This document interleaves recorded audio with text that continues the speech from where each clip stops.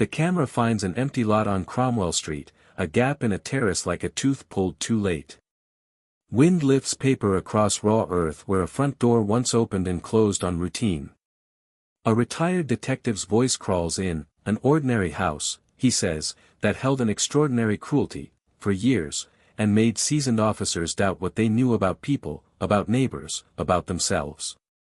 We begin with a promise to the viewer, to understand how a family home could become a machine for concealment. To examine the habits, the hesitations, and the blind corners that let horror live in plain sight.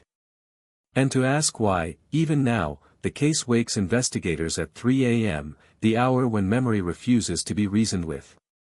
Once, this address, 25, Cromwell Street in Gloucester, England, was a narrow front with a cheap bell and a scuffed threshold. Over it passed lodgers, visitors, tradesmen, and children with school bags.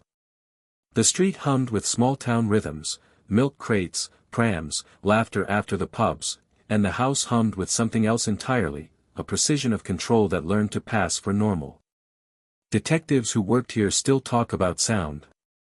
The way conversations flattened when the front door closed. The way footsteps changed character between hallway and cellar, light to heavy, confident to careful. A house can teach itself to be quiet, a street can learn not to ask. The names you already know, Fred and Rose West, lived here, smiled here, paid cash here, waved across the fence here. They were a couple that fit the frame so well that the frame became part of the lie. What they built inside that frame was not chaos but pattern, and pattern is harder to see when it wears the clothes of everyday life. This investigation will not lean on shock. It will lean on records, on timelines, on the blunt geometry of rooms and keys and dates. We will follow the paper where the paper still exists, and the ground where the ground had to speak for those who could not. Along the way we will meet officers who were young when they crossed this threshold and older when they left it, altered in ways their families noticed before they did. They will describe the small defeats that accumulate in an inquiry, a lead that ends in smoke, a recollection that arrives a year too late, a simple question that should have been asked again and wasn't. They will also describe what finally cut through. Because every long story has a first loose thread. Here, it wasn't a dramatic raid or a sudden witness in the night.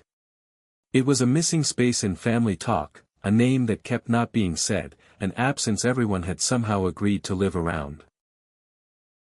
And so we return to the lot, to the wind, to that detective's voice. He tells us it truly began not with a shovel, but with a sentence spoken quietly in a room that smelled of photocopy toner and instant coffee.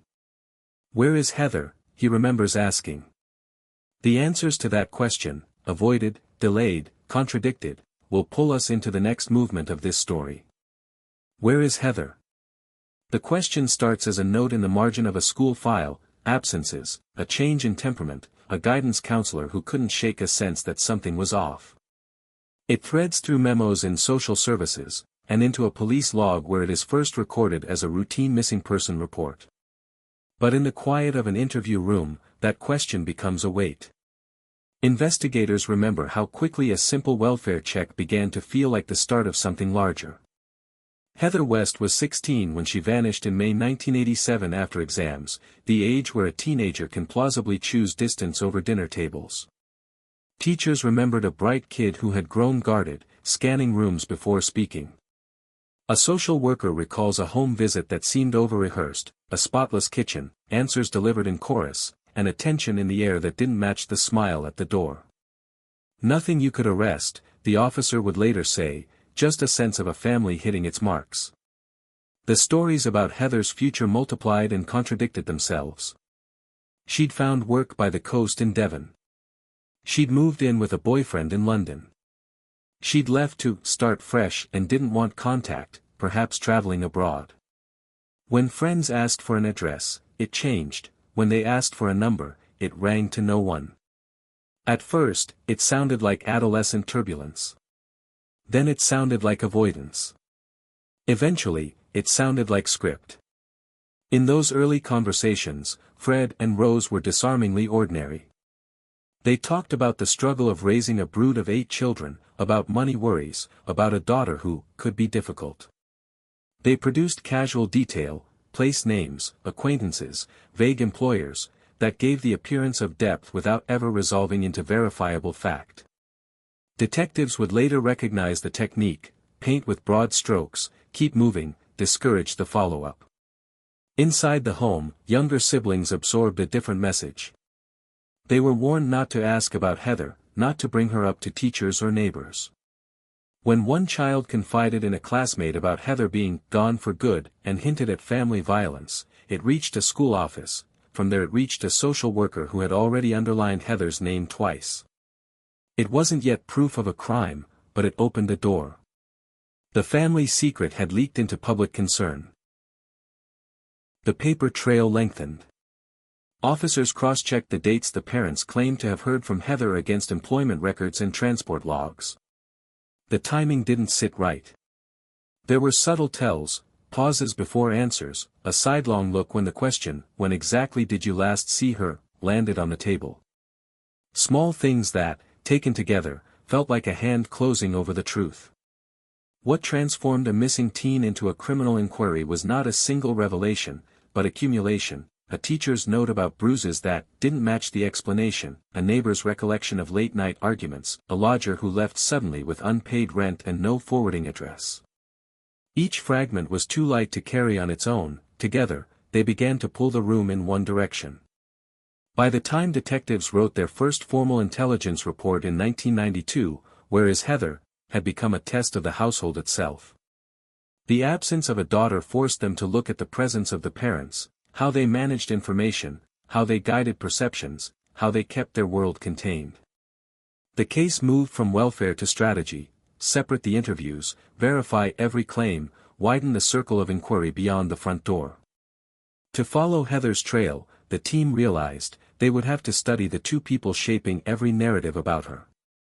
Before the ground would be turned and evidence would speak, the investigation had to reckon with appearances, with a couple so unremarkable that the street learned not to see them.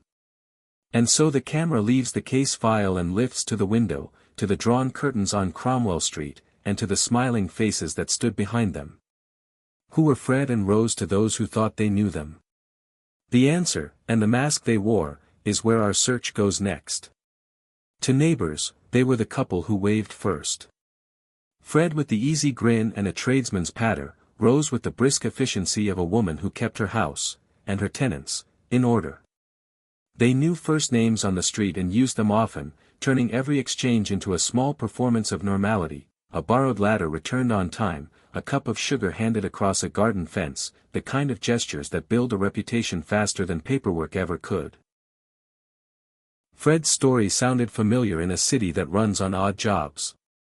Born in 1941 in rural Herefordshire to a poor farming family, he grew up in a household marred by rumors of incest and abuse, which he later claimed shaped his twisted views on sexuality and control.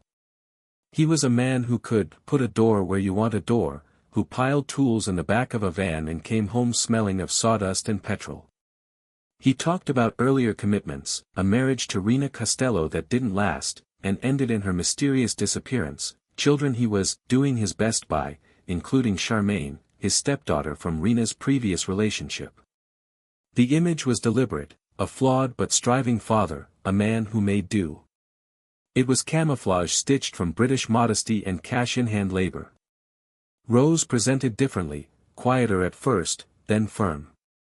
Born Rosemary Letts in 1953 in Devon to a dysfunctional family where her father was violent and abusive, she exhibited early signs of promiscuity and detachment, possibly as a coping mechanism. Friends recalled the transformation from a shy teenager to a woman who took charge of rooms. The story of how they met was told like a sweet accident: a glance at a bus stop in 1969 when she was just 15 and he was 27, a kindness offered, a future decided. The gap in their ages, the speed of their attachment, none of it mattered in the retelling. In their mouths, the origin was romance, not recruitment. But in truth, it was the start of a toxic bond where Fred groomed the vulnerable teen, introducing her to prostitution and sadomasochism, eventually making her his partner in crime. Behind the curtains, a different pattern took hold: control as routine. Fred set the perimeter: where money went, who came and went, which stories were safe to tell. Rose set the tempo inside, who answered the door, what tone to use on the phone, how to manage the mood of a kitchen when questions got close. Their partnership functioned like a lock with two tumblers, each completed the other's turning, evolving into shared sexual fantasies that involved abducting, assaulting, and murdering young women. They played roles with practiced ease. Fred was the fixer who could charm a landlord or a council officer. Rose became the landlady, counting out rent in envelopes, posting rules where tenants could see them, deciding who stayed and who moved on. People who lived under their roof learned quickly that the warmth on the doorstep cooled once the door shut, that house rules meant something other than quiet hours and washing up rotas. They included submission to the couple's perverse demands, often under threat. When authority knocked, the couple became a duet. They handled forms with performative frustration, more red tape, and supplied details that sounded right but refused to hold weight when tested. They used gratitude as a shield. Thank you, officer, we know you're just doing your job. It's hard to push harder when a smile is doing most of the resisting. On the street, the signs were easy to excuse. Noise at odd hours could be renovation, the constant stream of lodgers could be hard times, a family making space. Children seen and then not seen could be custody arrangements, a holiday, a teenage sulk. The neighbors remember thinking, if they thought at all, that the couple were busy, not secretive, strict, not cruel. The difference is only visible in retrospect, after the vocabulary of the case has taught you new meanings for old words. This was not chaos, it was a closed system designed to pass for ordinary life. In each other, Fred and Rose found the reinforcement that makes escalation seem like progression. He brought the momentum, the risk-taking, she brought the steadiness, the calibration. Together they learned how to train a house to keep their pace, how to turn rooms into stages where every entrance and exit was managed, including the sexual abuse of their own children and the targeting of vulnerable young women for their sadistic games. And so our lens, having studied the faces at the window, moves to the window itself. Because the couple's greatest ally was not a lie told in public, but a space arranged in private. The address would become part of the method, the floor plan a script. To understand how their performance endured, we have to step over the threshold on Cromwell Street and let the house show us what it was taught to hide. A narrow frontage, 2 up and 2 down, the kind of terrace you pass without slowing. Yet once you stepped over the threshold at 25, Cromwell Street, the building seemed to telescope. Corridors multiplied. Doorways appeared where they had no right to be. The house wore additions like layers of armor, lean-tos at the back, a patched conservatory, a staircase boxed in and rerouted, each change making the interior more complicated, more controllable, less knowable to the casual eye. Fred called it improving. He cut and fitted timber, ran cable through voids, and paneled walls that didn't need paneling. There were rooms within rooms, bedsits partitioned with thin boards, a door that led to another door, and bolts placed not for privacy but for command, hardware on the wrong side, keys kept on a single ring that clinked in his pocket like a badge. What looked like thrift was function, what sounded like renovation was rehearsal for hiding bodies in makeshift graves. Rose ran the front of house like a small enterprise. Rent was collected in cash, tenants rotated through swiftly, students, young workers between addresses, girls who'd left foster care with a plastic bag and a name of a street to try. In a city of second chances and short lets, no one blinked at a lodging house with a constant turnover.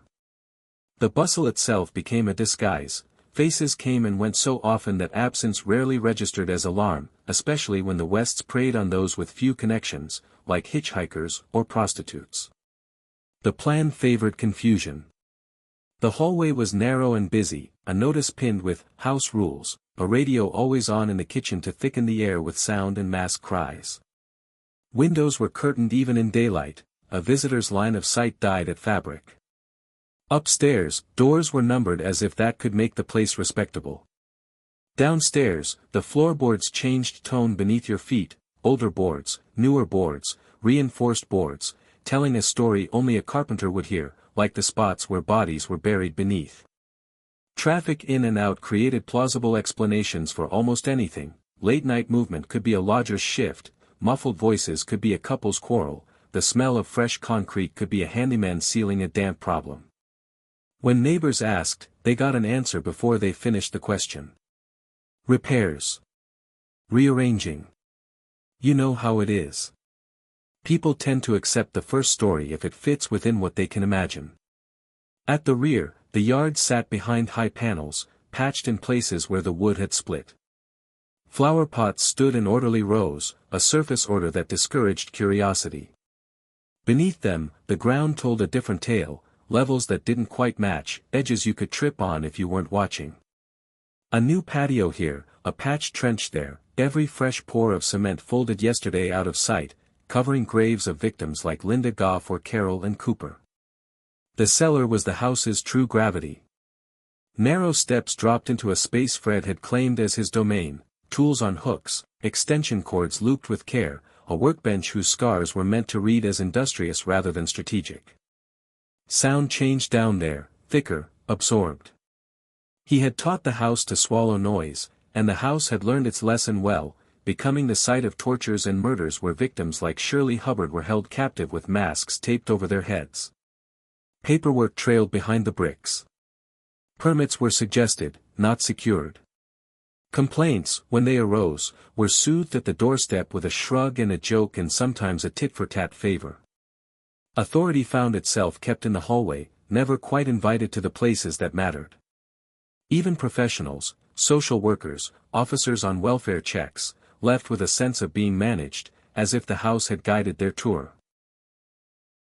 In the end, the address wasn't just where the crimes happened, it was part of how they happened. The floor plan served the couple's choreography: isolate, redirect, delay, deny. Rooms became stages for controlling perception, materials became collaborators. And for years, the building did what it was asked to do: keep secrets, and keep them efficiently. But buildings age, and stories strain. The same features that concealed now looked like misdirection to trained eyes. A door that shouldn't lock that way. A slab poured when no damp was recorded. A path of statements that kept circling back to the front step and stopped there.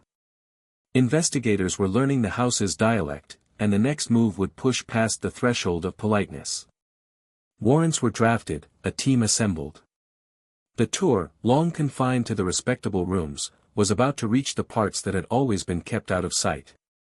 The paperwork arrived first, stamped, signed, and carried by officers who had waited months for this moment. A search warrant does not knock politely, it arrives with certainty. On that morning in February 1994, 25, Cromwell Street stood as it always had, curtains drawn, front path swept. But when detectives crossed the threshold, the house became something else entirely, a stage where every detail would be scrutinized, every object regarded as potential testimony. The first sweep was clinical. Rooms photographed before anything was touched, evidence bags unfurled with the precision of surgeons laying out instruments. The living room looked ordinary, almost aggressively so: sofa, sideboard, faded curtains. Upstairs, bedsits bore the marks of transient lives, half-peeled posters, a cup left behind, mattresses worn thin. Nothing illegal, nothing dramatic. But the emptiness of personality was its own kind of echo. Fred hovered, talkative, offering explanations before questions were asked. He pointed out repairs he'd done himself, bragged about how many tenants had passed through, explained that Rose kept the household accounts. He spoke with a craftsman's pride, as if the intruders were there to admire his handiwork. Rose, by contrast, receded into silence, arms crossed, gaze narrowed. Officers noted the choreography, the way he filled the air while she refused it. Drawers yielded documents, rent ledgers, scraps of correspondence, letters never sent. Detectives flagged inconsistencies, names without forwarding addresses, dates that overlapped, ledgers with entire months missing. In the kitchen, they found receipts for building supplies, cement, timber, locks, purchases too frequent for routine upkeep. Nothing on its own shouted guilt. But together, the fragments began to murmur. The cellar door became a point of interest. It opened easily, and yet its frame was newer than the wall it belonged to. Officers descended into a space crowded with tools and offcuts, wires coiled neatly, concrete patches too fresh for comfort. One detective later recalled the air. It smelled wrong, not damp, not dust, but worked over. They marked it for further inspection, but for now the procedure was method: note, photograph, bag, move on. Outside, the yard presented another puzzle. Paving slabs had been lifted and relayed, flower beds edged with unnatural symmetry. A forensic officer pressed a boot heel into the soil and felt the give beneath. His report would later call it inconsistent compaction, a clinical phrase for ground that seemed to remember disturbance. The team sketched grids, flagged corners, and scheduled specialists. It was clear the surface of this case was thinner than anyone had hoped. As daylight drained, boxes of evidence left the house in vans. The scene remained sealed, guarded under police tape, but its aura had shifted. What hours before had been a home was now a file number, a catalogue of questions. Each item tagged was a thread to be pulled, each photograph was a promise to return. The house, stripped of its owner's performance, had begun to speak. Detectives regrouped with unease. They had objects but no clarity, explanations but no trust. The official line in press briefings was careful, routine inquiries. Follow-up searches. But in the quiet of the operations room, seasoned officers traded glances that said the same thing: this was not routine. This was the perimeter of something darker. The warrant had opened doors, but not yet revealed what lay beneath them. To move forward would require more than paper and photographs. It would require patience with the ground itself. The next phase would not be measured in interviews or documents, but in shovelfuls of soil, methodical and merciless. The decision was made: they would dig. And when they did, the earth at Cromwell Street would tell a story no one was prepared to hear. The decision to dig was not taken lightly.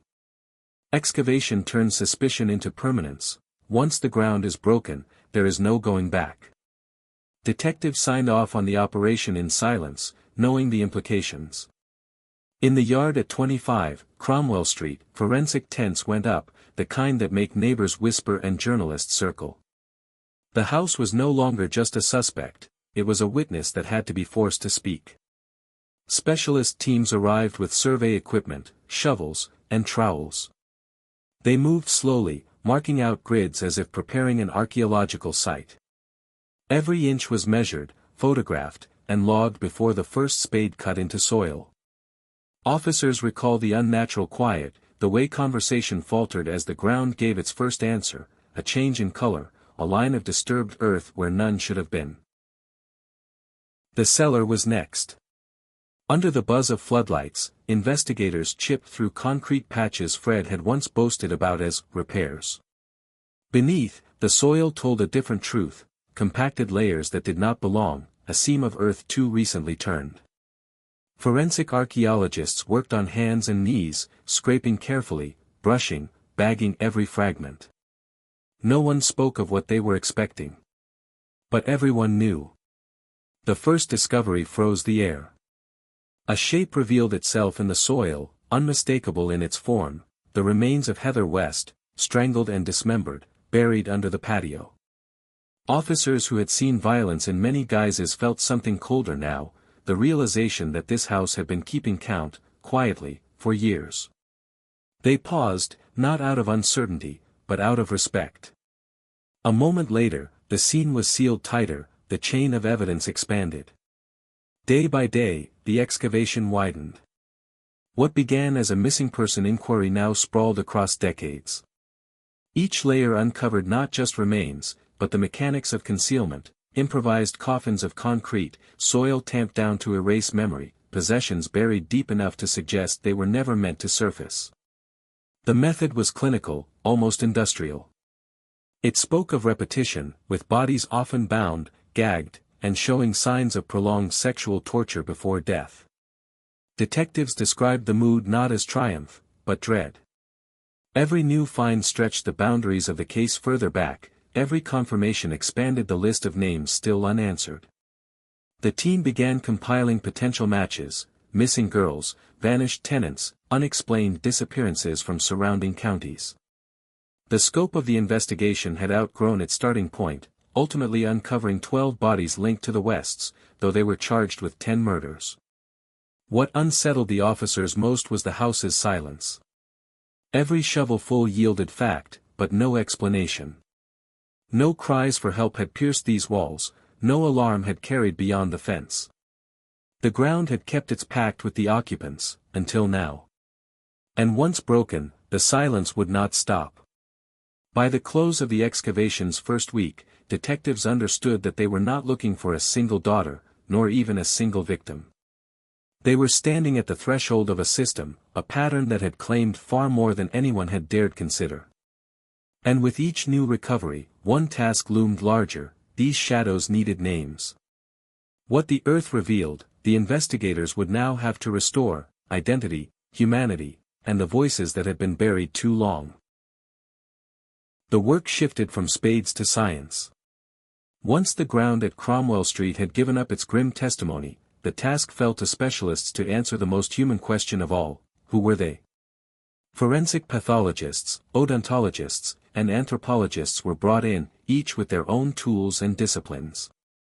Bones were lifted gently, wrapped in muslin, and carried to sterile labs where microscopes, dental charts, and patient comparison began the slow labor of restoring names to what had been reduced to silence. Detectives described those days not as breakthroughs but as vigils. Each set of remains was handled with the same solemnity, tagged with a case number before any identity was confirmed. On evidence boards, blank spaces waited where photographs of the missing might one day be matched. Officers who had children of their own found themselves staring too long at the outline of a jawbone or the curve of a rib, thinking not of science but of absence. The first confirmed identification was a shockwave through the inquiry: Charmaine West, Fred's stepdaughter from his first marriage, murdered around 1971 at age 8, her small body hidden in a coal cellar at a previous address before being moved. Her name, once faded on paper, was now written in black marker across fresh evidence tags. For the investigators, it was both vindication and burden. Vindication that the house had been hiding more than rumors, burden because this single match implied many more. Dental records became the most reliable bridge. Families who had reported missing daughters decades earlier were contacted again, asked for old charts, school dentist files, even family photographs that showed a smile clearly enough to compare. One by one, the fragments aligned, a crown matched, a filling identified, an alignment of teeth that could only belong to one person. Each match transformed a number into a story, a body into a daughter returned, if only in the most harrowing way. Victims like Rena Costello, Fred's first wife, killed in 1971, and McFall, a nanny and Fred's lover, murdered in 1967 while pregnant with his child, and others such as Juanita Mott, a hitchhiker abducted in 1975, emerged from the shadows. Patterns began to surface. Ages clustered around late teens and early 20s. Many were transient, lodgers, runaways, girls without strong ties to fight for their memory in official channels, like Therese Siegenthaler, a Swiss student hitchhiking in 1974, or Allison Chambers, a 16-year-old foster care runaway in 1979.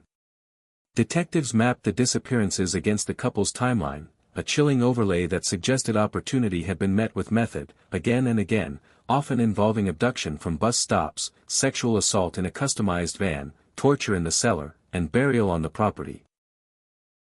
Families were brought in carefully, with chaplains and counselors present. The notifications were rehearsed, but nothing could soften them. Parents who had waited years for news now faced the cruel paradox of relief and devastation: relief to finally know, devastation at what the knowing revealed, including details of how their daughters had been lured with promises of jobs or shelter, only to endure days of agony before death. Some clutched photographs as if to re-anchor their child in memory, others sat in silence, the air too heavy for words. Inside the investigation room, pinboards filled with both faces and dates. Victims who had been shadows became visible, their names spoken aloud in briefings, their lives sketched back into the narrative: Linda Goff, a 19-year-old seamstress who lodged with the Wests in 1973, Carol and Cooper, a 15-year-old runaway taken in 1973, Lucy Partington, a 21-year-old university student abducted while waiting for a bus in 1973.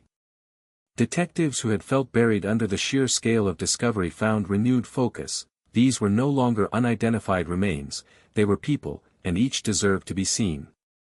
But naming also sharpened the questions. How had these disappearances failed to trigger alarms sooner?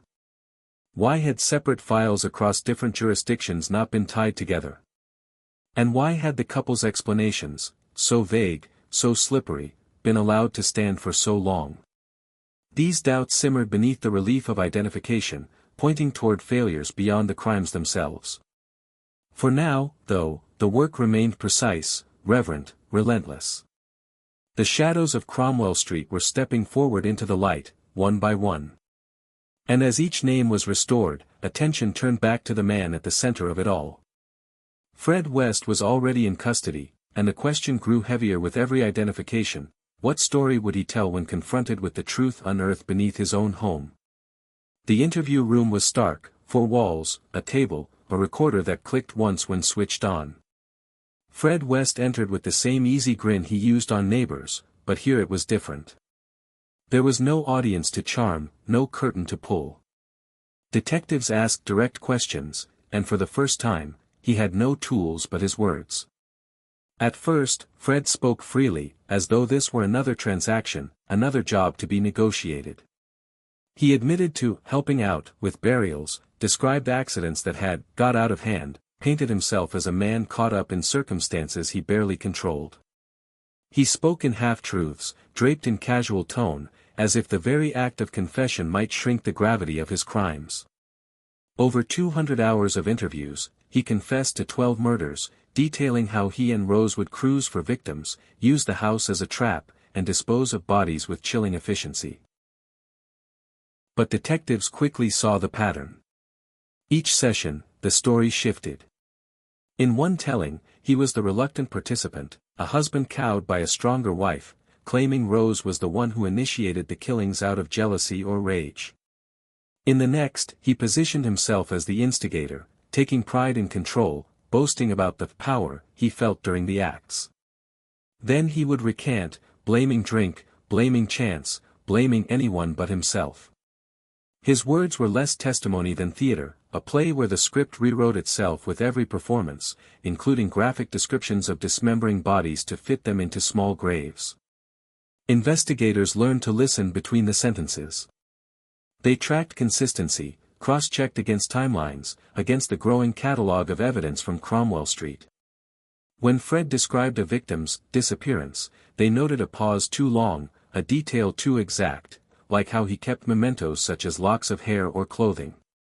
When he tried to insert Rose into the narrative, they examined whether he was deflecting or admitting. Truth and fiction bled together, and their task was to sift, grain by grain, for fact. Some officers spoke of a strange duality in him, one moment boastful, relishing the shock he imagined his words carried, even drawing maps to hidden bodies, the next, evasive, shrinking back into muttered contradictions. He seemed to measure the detectives' faces, testing which version of himself landed more effectively. It was less about telling the truth than about managing his reflection in their eyes.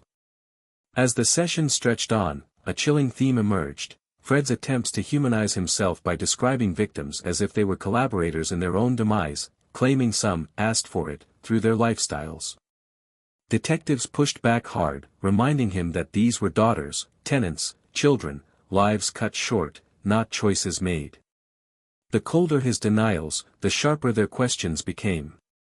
He could withhold, but the ground beneath his house had already spoken louder than he ever could. Each false confession, each retracted admission, only deepened the sense that Fred feared something more than prison. Investigators began to suspect his shifting stories weren't just self-preservation, they were also a shield for someone else. Every time Rose's name arose, his tone flickered, protective one moment, accusatory the next. He dangled her involvement like bait, but never offered clarity, once saying, "Rose knows where all the bodies are buried," literally. The process was exhausting, but essential. In the gaps between lies, detectives charted the contours of reality. They learned which details only the perpetrator could know, which omissions revealed complicity. And while Fred West played his game across the interview table, another silence loomed larger and colder in the adjoining cell. Rose West was not talking, not at all. It was into that silence that the investigation would next turn. If Fred filled the air with words, Rose West filled it with silence. From the moment she sat across the interview table, her arms folded and her gaze fixed just past the detective's shoulders, she gave nothing freely. Where Fred contradicted himself with chatter, Rose's weapon was absence. No explanations, no embellishments, just the kind of refusal that forces investigators to work twice as hard for half a sentence. Detectives who questioned her remember the atmosphere as colder than with Fred. She did not attempt to charm, did not feign cooperation. Her voice, when she used it, was clipped and distant. Asked about Heather, she said only that her daughter had left home after an argument over chores. Pressed on lodgers who had vanished, she shrugged, insisting they just moved on. Her silence was not ignorance, it was strategy. Every answer was measured to reveal nothing. To break through, investigators turned to tactics. They staged formal confrontations, Fred in one room, Rose in another. When presented with his shifting confessions, she did not flinch, even when his words implicated her directly, such as claiming she participated in the strangulations. Instead, she denied, then retreated again into silence. The contrast was deliberate. If Fred blurred the line between truth and lie, Rose refused to acknowledge the line existed at all. But silence leaves traces. Tapes of monitored conversations between the couple, captured while they were held in custody, showed a different dynamic. Rose's voice was sharper in private, commanding, accusing, demanding that Fred say nothing and take the blame for the kid's sake. It was a telling reversal of the public image. She was not the passive spouse, she was engaged, even forceful, when she thought no one else was listening, hinting at her role in recruiting victims through her work as a prostitute. Behavioral analysts joined the inquiry, combing through her reactions frame by frame. They noted the flicker of her eyes at certain victim names, the tightening of her jaw when Heather was mentioned, the brief spike in tone when Fred's confessions veered too close to implicating her in specific acts, like the murder of Shirley Robinson, a pregnant lodger killed in 1978 out of jealousy. These micro-reactions became part of the mosaic of evidence, subtle signs that the silence was cracking under pressure. For the detectives, it was psychological endurance. Hours of questions that met walls, days of interviews that produced only fragments. Yet each refusal added to the case. Silence can suggest knowledge withheld, and when laid against Fred's contradictions and the physical evidence in the ground, Rose's refusals painted their own grim portrait of a woman who not only knew but actively enabled and participated. Some investigators believed she was calculating her odds, measuring how much Fred would shoulder and how much she could shed, perhaps even relieved when he implicated himself more heavily. Others saw something colder, a woman so practiced in control that silence had become her strongest form of speech, rooted in her own abusive childhood that left her desensitized to violence. Either way, she did not confess, and she did not falter. Still, silence could not erase chronology. The evidence was accumulating, and the house itself had provided more testimony than either of its occupants ever would. The time had come to move past scattered statements and stonewalling, to reconstruct the pattern in full.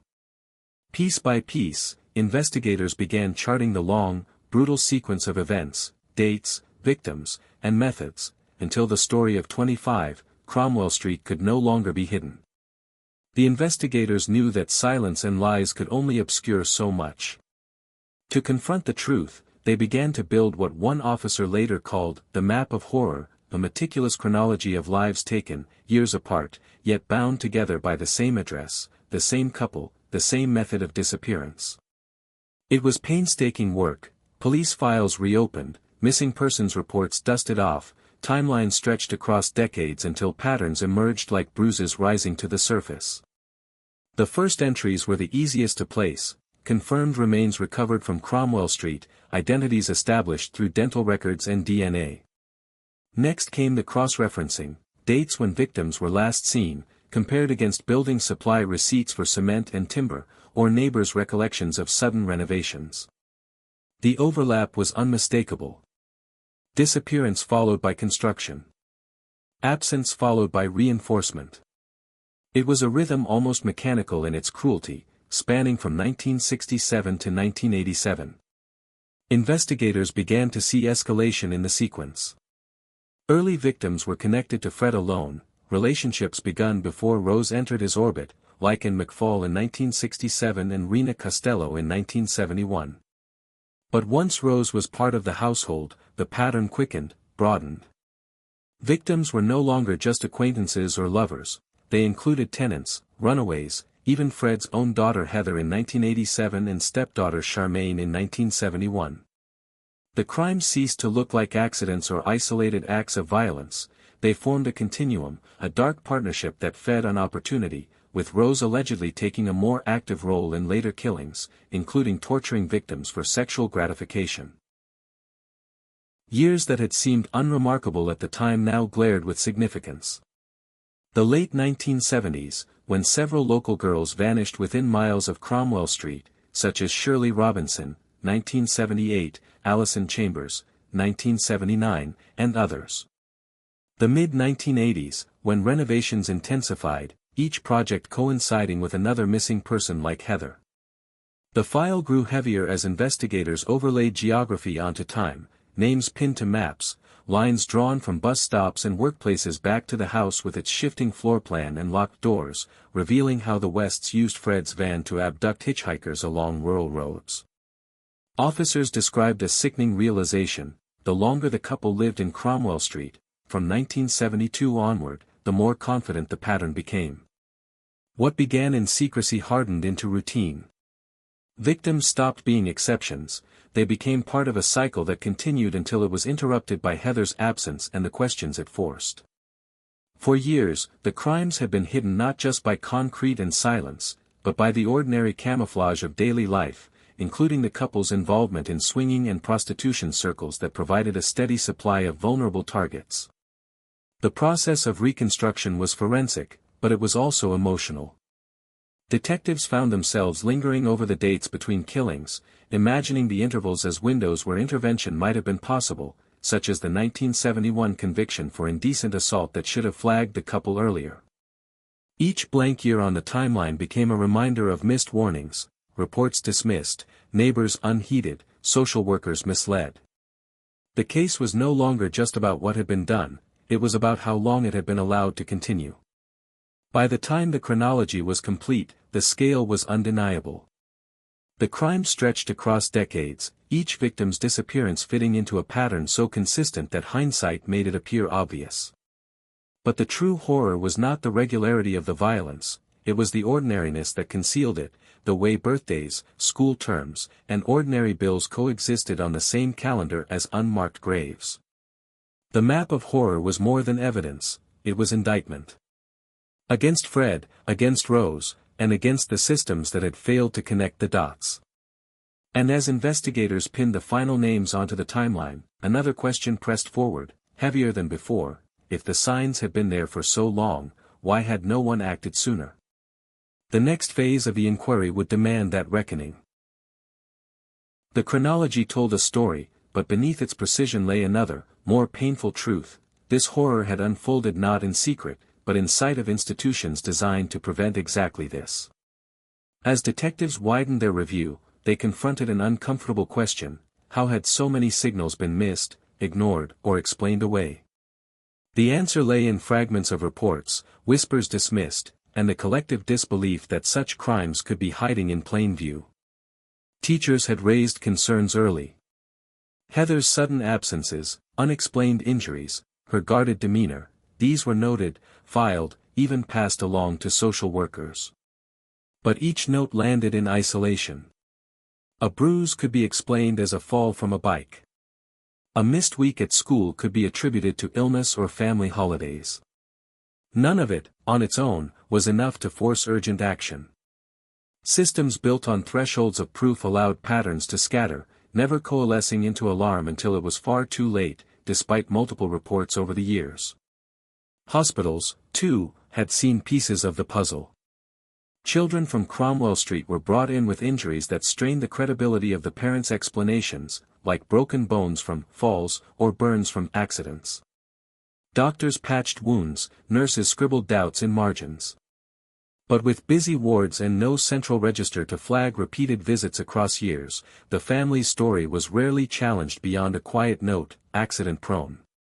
What was, in truth, sustained violence slipped back into the flow of routine care, even after the West's 1971 conviction for assaulting a young girl. Neighbors remembered disturbances, shouts muffled by brick walls, the sound of doors slamming, movement at odd hours, even screams dismissed as rowdy parties. But terrace streets teach discretion. It wasn't my business, one later admitted. Another recalled assuming the lodgers brought trouble with them, never suspecting the trouble was the house itself, especially when the Wests hosted barbecues to maintain appearances. In a working-class district where families fought their own struggles, suspicion often curdled into silence rather than intervention. Police, too, had brushes with the truth. Complaints from tenants about inappropriate advances, rumors of missing girls, minor offenses that brought Fred briefly to their attention, like theft or indecent exposure. Yet without a body, without a confession, the allegations seemed speculative. Officers worked within a culture that distrusted the extraordinary. People don't just vanish, one constable remembered thinking. When evidence defied that assumption, it was easier to dismiss than to imagine the unimaginable, especially across different police forces that didn't share information effectively. Even social services, the agency closest to the family, faltered. Home visits were staged performances, floors scrubbed, children rehearsed to repeat lines like "everything's fine," Fred and Rose presenting a front of frazzled normality. Inspectors rarely pushed beyond the surface, deterred by the couple's threats or charm. "You sensed something was wrong," one said later, "but you couldn't put your finger on it." Without concrete proof, their instincts dissolved into paperwork, filed and forgotten, despite over 30 visits to the family between 1972 and 1992. The cumulative effect was devastating. Each institution saw a part of the picture, but no one saw the whole. Every warning light flickered alone, never connected into a system-wide alarm. And where the extraordinary explanation was required, it was the ordinary one that won out. People chose to believe what seemed possible, not what was true, that a seemingly normal couple could be serial killers. For investigators piecing this together in hindsight, the slippages were haunting. These were not just crimes of violence, they were crimes of disbelief, crimes enabled by the failure to trust what evidence was already whispering.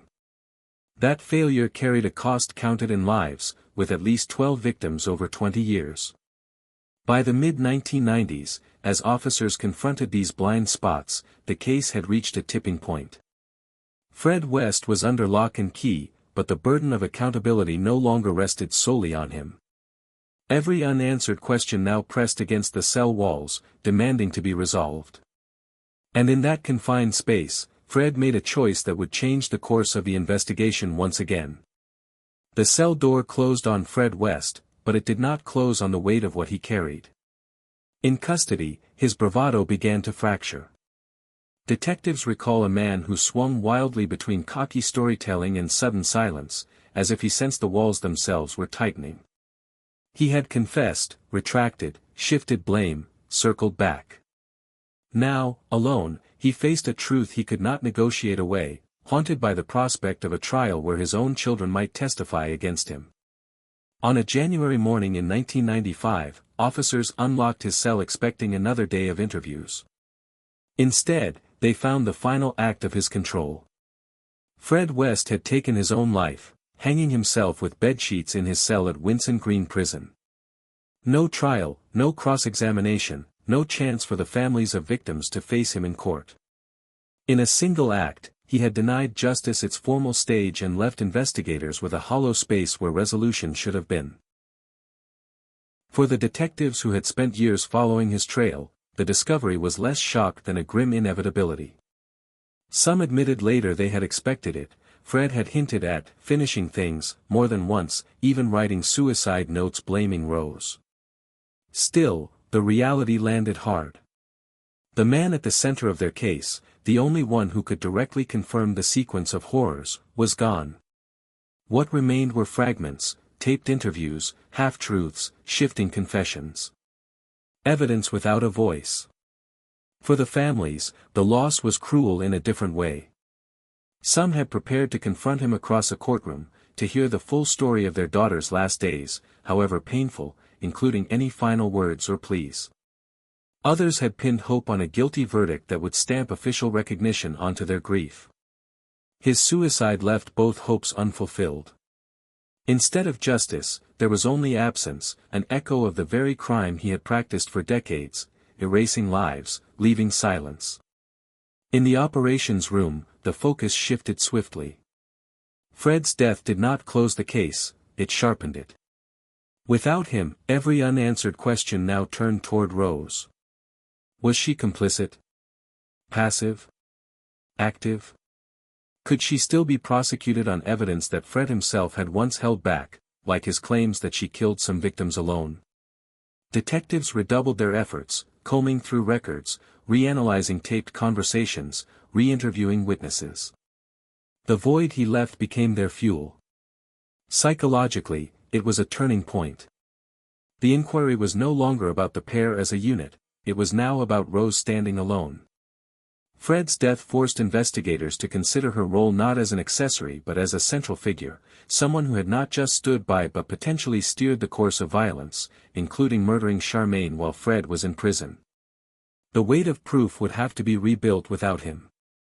Among officers, reactions split. Some felt robbed of closure, cheated by a suspect who refused the reckoning of court. Others saw his death as a kind of admission, the final act of a man who knew what awaited him once his lies collapsed, perhaps even a twisted way to protect Rose. Either way, the work did not pause. The trial that never came for Fred would now come for Rose, and for her, the evidence would have to be airtight. And so, in the wake of an empty cell, attention swung to the woman who had once been content to let silence shield her. She could no longer hide behind Fred's noise, nor rely on his confessions to blur the truth. The next stage would play out in the most public of arenas, with jurors, cameras, and families watching. The trial of Rose West was about to begin. The courtroom was a world apart from the cramped interview rooms of Gloucester Police Station. Here, silence could not shield Rose West. Before 12 jurors, under the scrutiny of cameras and notebooks, she would be confronted not just by detectives but by the voices of the dead, carried through evidence, testimony, and the painstaking work of reconstruction.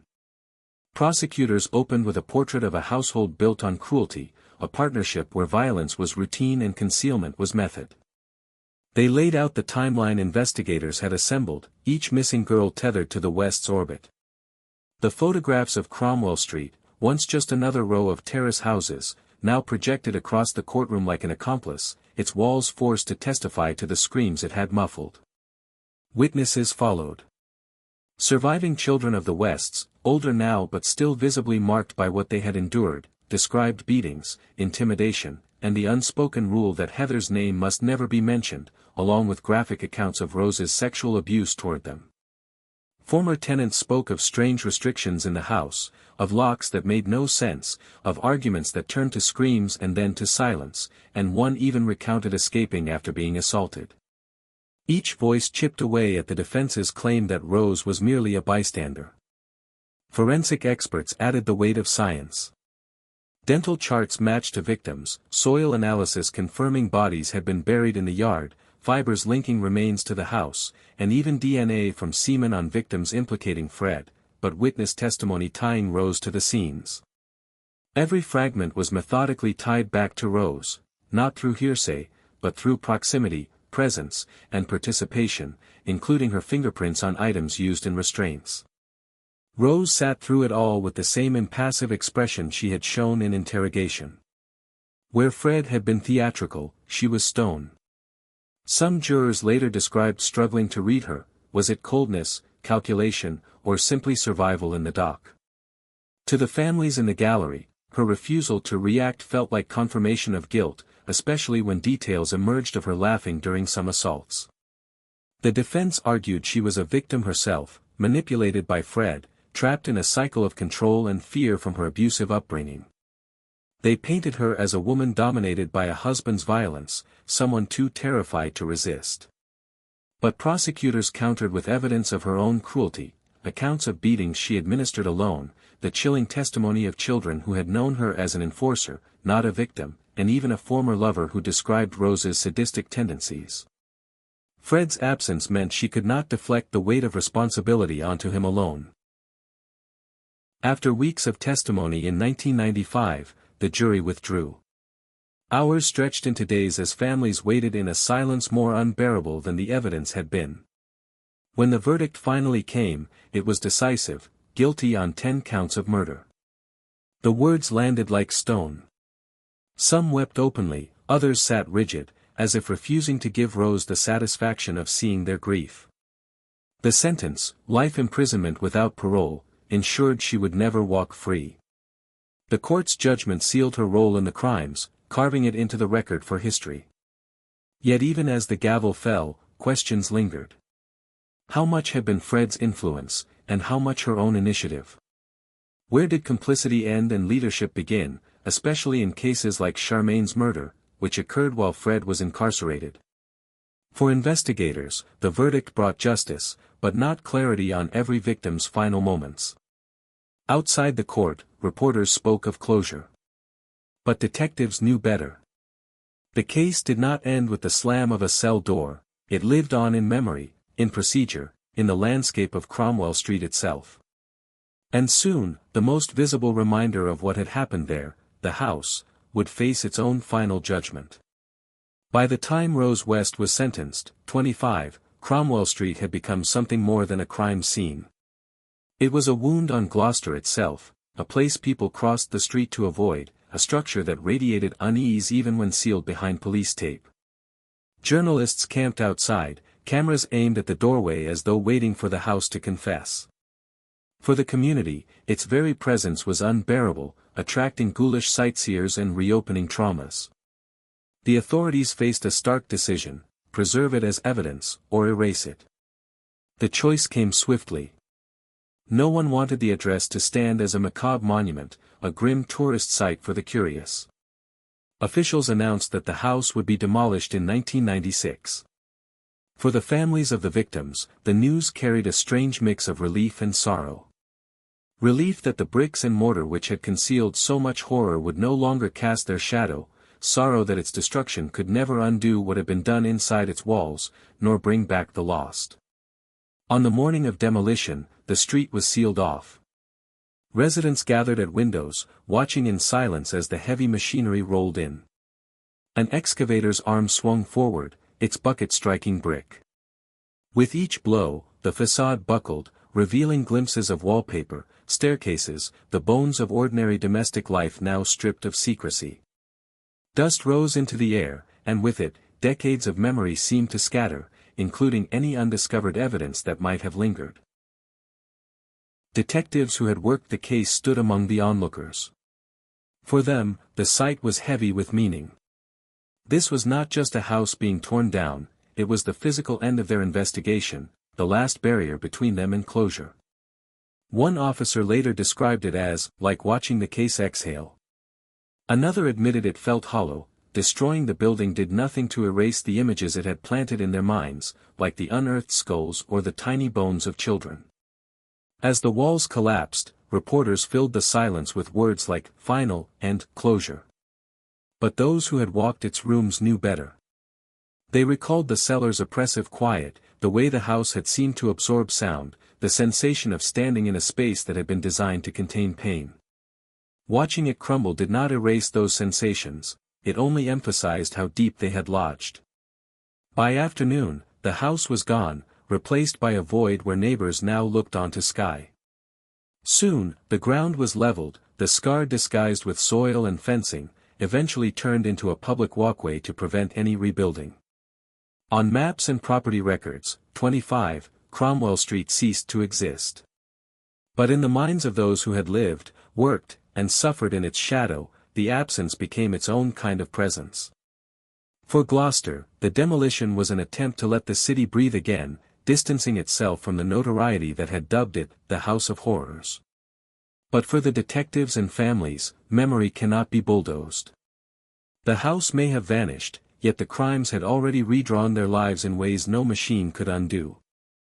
And as the dust settled and the last wall fell, investigators were left with a sobering truth: the building was gone, but its echo remained. That echo, haunting, instructive, impossible to silence, would follow them long after Cromwell Street was reduced to rubble. It would shape how they thought about their work, their failures, and their duty. And it would carry them into the hardest question of all: why does this case still refuse to let them go? For the detectives who walked out of Cromwell Street for the last time, the case did not end with the verdict or the demolition. It followed them home, into their sleep, into the way they looked at ordinary houses on ordinary streets. They had seen what it meant for evil to live behind net curtains, in rooms that smelled of cooking and paint. And once you know that, you cannot unknow it. Years later, many spoke of the toll. Nightmares that replayed discoveries in the cellar, like finding Heather's remains with her head taped in plastic. A sudden tightening in the chest when a child went missing in another jurisdiction. Some retired earlier than they had planned, others carried on but admitted they never worked a case the same way again, always probing deeper into normal families. As one officer put it, it taught us that silence is not absence. It's warning. The case changed procedure, too. Agencies learned, painfully, that missed signals can cost lives. Schools, hospitals, and social services began to share data more aggressively, wary of letting isolated concerns die in filing cabinets, leading to reforms like better multi-agency databases. Police training incorporated the lessons of Cromwell Street: patterns matter, small details matter, and disbelief is no defense against the extraordinary. If someone vanishes, assume nothing, cross-check everything. But beyond systems and policies, there was a deeper, human lesson. Evil does not always announce itself with shadows or screams. Sometimes it smiles over the garden fence, pays rent on time, and tells a story so ordinary that people stop asking questions. Detectives who lived through the West case say that is what still unsettles them: the realization that the mask was never elaborate. It was simple, everyday normality, allowing a couple to kill undetected for 2 decades. The memory of the victims lingers strongest. Not as forensic evidence or file numbers, but as daughters, friends, young women who deserved futures.